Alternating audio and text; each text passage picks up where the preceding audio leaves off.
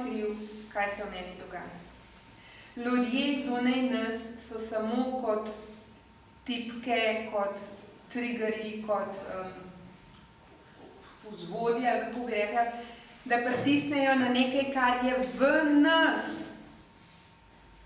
Mi pa že sama dikcija, kaj si mi naredil, zaradi tebe sem užaljen, zameram ti, ti si kriv, razjezil si me. To je dikcija, ki govori, da popolnoma nobene odgovornosti za to, kaj se v meni dogaja, ne prevzemam nase, ampak za to krivim druge.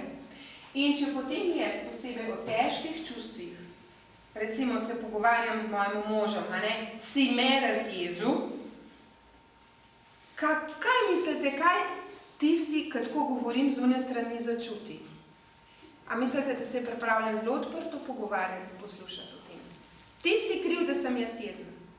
Kdo bo to poslušal? Povejte mi, dajte roko gor, tisti, ki z veseljem posluša, da je kriv, zato, ker je naš jezen ali pa naša jezna.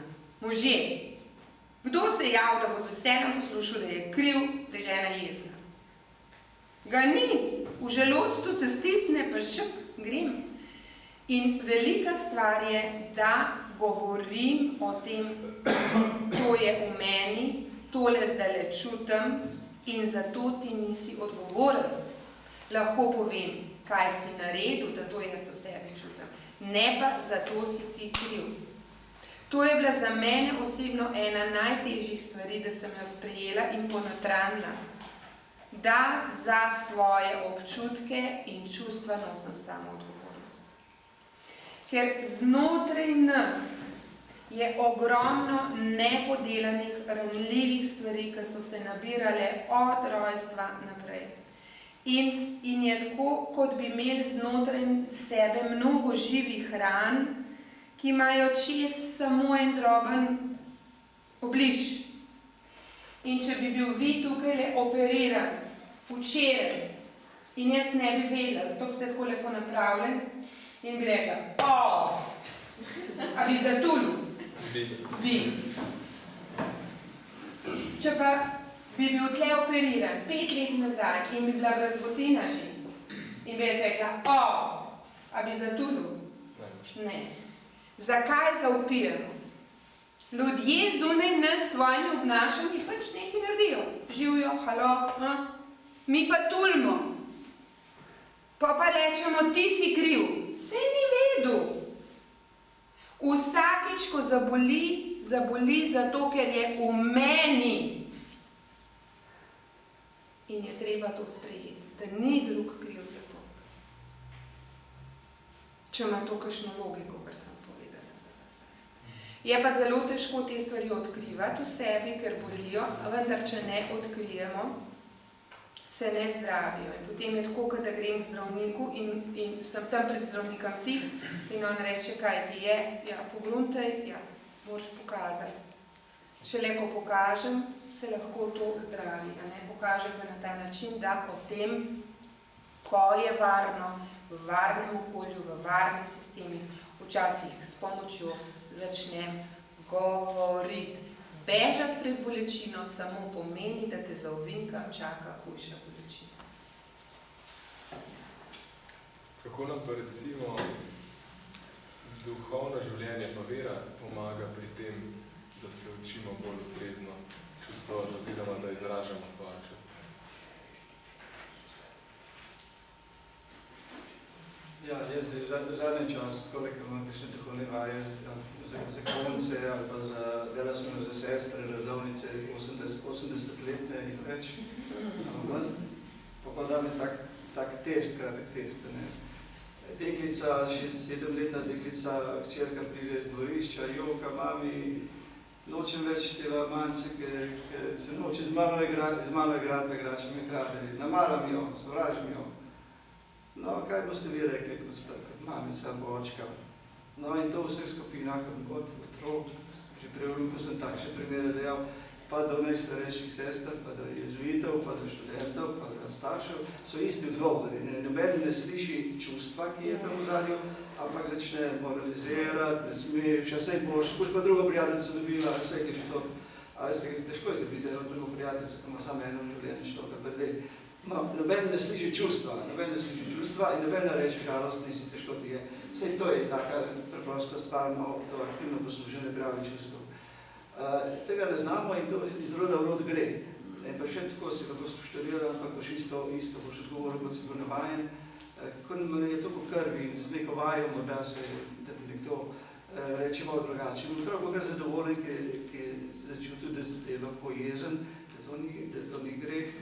In je sprejet v tem, je slišan, čuti, da je dragoceno tisto čustvo in bo to začetek nekega opismenjevanja čustvenega. Seveda, če pa starši tega ne znajo, pa vzgojitelji tega ne znamo, pa sam nadaljujemo nek proces tega slabega opismenjevanja. Torej smo čisto nepismeni. Mi se naučimo brati pa pisati v šoli, pa že pred šolo, so starši ponosni, 7-letni, že znam pisati pa brati o čustvi, pa pri 80 letih ne ve čisto nič, pa res čisto nič. To je eno, da ne slišimo druge, ker ljudje smo navajeni, da kvalificiramo, naredimo kodo. Navaram šole, pride otrok ena krivico, da je bil v šoli, ima reče, vsi so smotani, profesori, kitarskega učitelji so smotani. Ful je smotana šola, vrže, ktor bo v koš. Pa ne bo rekel, jaz sem pa krivico doživel pri tej učitelci, da mi dava vse. To ne bom kar rekel. Ampak bo nekaj drugega povedal, starši, če ne boš hodil v šolo, pa ne boš imel potem službe, boš pa ceste pometil, tako se govori približno. Ali pa izodvanje, ali pa diagnosticiranje zelo boš, pa to lažanje, preusmerjene pozornosti. No, to je po eni knjigi, Thomas Gordon pred 40 leti je že napisal, kanadski psiholog. No, to je, ne slišimo in se nismo to opismenjevali. Pa tudi drugo, pa tudi v sebi svojih čustev, pa tudi ne znamo povedati v prvi osebi tisto jaz poročile, da damo. To je pa še o težji, ki se bojimo, da bomo potem nepopolni, pa krhki, starši tega ne delajo, videli tudi nekaj, so si nekak požanstvo, pa ne smejo čustvo pokazati, pa povedati. In potem pa tudi, recimo, otroci odraščajo v nekih popolnih ljudeh, ki nimajo čustva, ki ne znajo z njimi ravnati. Težko mi rečemo, da otrok pleza po omari, no kaj boste rekli, da otrok pleza po omari? Bež dobro padel. Imamo mi težavo, ker nas je strah, ampak mi otroka rečemo, da imamo težavo, ker bo dobro padel. Problem ne nekaj naredimo, ni naša težava. Težava je naša, da otrok vesel pleza po omari, pa še bi plezal. Ni obenega problema, mi pa naredimo to za njegov problem, namesto da bi mi rekli, strah me je božo padel. Pa če trikrat rečemo, strah me je, pa bo on razumel, da strah je eno čustvo, da strah je ni konc sveta, da tudi oče je strah in to se da živeti s temi čustvi.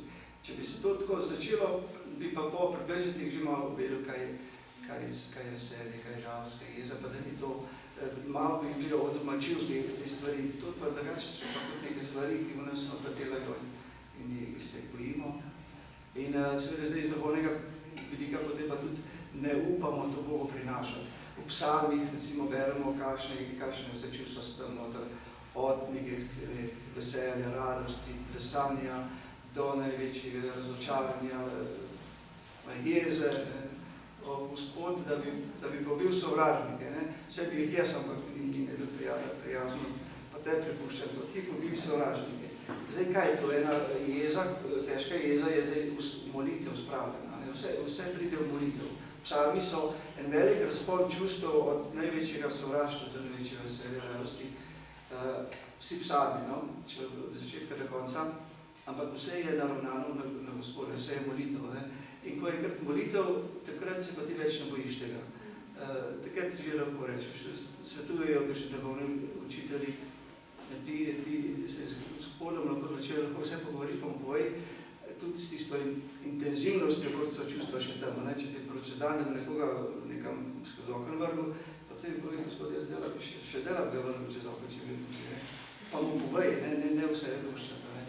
To je to neko zdravljenje, neko terapija, taka terapija za stojni, treba več plačati, a terapeut je kot preživ, ker tega se drugi terapeuti skoraj doma ostane. Ta je pa zelo zastojni. To so me že stari puščavniki, so me to kar je potem psihologija malo ukradla, te tradiciji, pripovedovanja misli, čustev, vsega te zelo. Skušnjavlja, misli, skušnjave so zdaj, to so to čustva, nekam te vleče, nekam te ljubosumen si, a ne, to je, recimo, pa si šel, pa je šel, menih je šel k svojemu duhovnemu očetu, zvečer pa mu je to povedal, mene pa ta ljubosumnost, tale so brati, zdaj da malo boljši od mene, pa sem žalostni. Pa je on rekel, kaj radijo, pa je blagoslov mu je dal in je bilo že nekako komunicirano, to je bilo ta sistem, da se stvari ne pustijo noter, ampak da se komunicira, da se povedo, da se izročijo, da se zaupajo. Svet človek ima narodno, kaj pa drugi rekel, ampak tisti oče ponovadi je poslušal nič, kaj je bilo treba reči. Je bilo izgovorjeno. Sej so tako rekli, tako da tudi potem duhovno nekako sovražnik, ne to je duha, kako ga imenujemo skušnjavc, tako deluje, da ti se bojiš, da bi Bog povedal to, a ne? Ker imam skušnjavo, recimo mož je malo zaljubljeno eno sodelovko in Bog pa ne bo povedal, ne? Tako in bo to delovalo v človeku vedno hujše, ne? Če pa gre kaj duhovne osebi, to tudi Sveti Ignacij Loyolski pove, pa to pove, bo pa kar se razkrinkala ti za skušnjava in ne bo imela več moči. Zdaj, če svoje žene pove, pa če žena ne bo naredila povečega viharja, bo uredno, ker se je povedal, takrat to še nič se zgodilo, ne? Če pa seveda pove, potem pozneje, pa že malo hujše. Vsekakor ima pa nekoga, ki lahko izpovednik, lahko pa povedal. Mi hodimo spovedi, spovedujemo samo z pretekle grehe, ne? Bilo dobro, da bi se mačkim tega stvari, ki so še pred nami, želje, čustva. Ti še bilo pametno, ne, ker tam se še lahko nekaj prepreči, ti smo vzali, še konc. Sad pa nimamo korajža, zakaj nimamo korajža? Zato, ker bomo pa kaj izgubila, ne? Ker to vleče, že da nek okus, nek užitek že obljublja skušnjava. Ti pa ne bom pripravil, ker potem bom predlobil. Bom nekaj izgubil, ne? To smo reči tiho. No, tako. Vse prigojevar gospodu, no, Če pogledamo recimo eno od tudi zelo primarnih čustev strah, ne? Zakaj se pojavi strah in kako premagati